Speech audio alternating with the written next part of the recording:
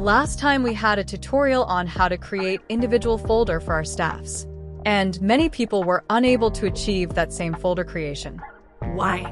Because they used the formula straight up, equal open parenthesis MD, space close parenthesis, ampersand, and put the staff name and press enter. This is what they did. But having it this way, our bat script is going to create two folders for Chinedu Okoro. Why? Because it is seeing Chinedu Okoro as separate entities. So, it's going to create a folder for Chinedu and a folder for Okoro. So, what you are supposed to do, such that it creates only one folder for Chinedu Okoro, is to connect the two names. How can you connect the two names? It's by making sure that Chinedu Okoro is linked together, that there is no space between the two of them. So, to achieve that, I'm going to highlight all our staff names, then I'll press Ctrl H.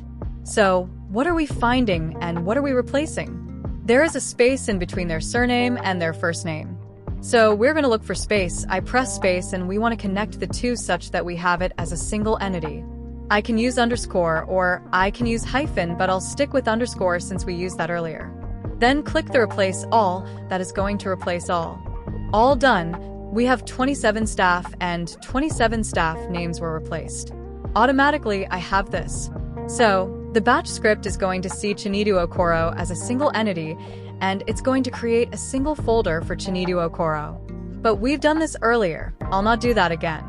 What I'm going to do is to show you what you will have if you have space in between your staff's name.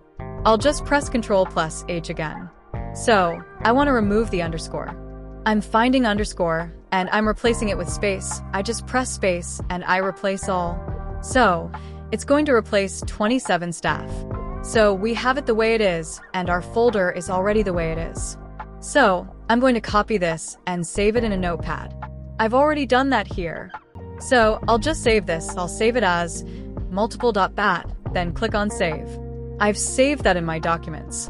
I'm going to open my document. This is the file for today, multiple. So I'll run this, double click it, and it'll run. So it's going to create folders for our staff.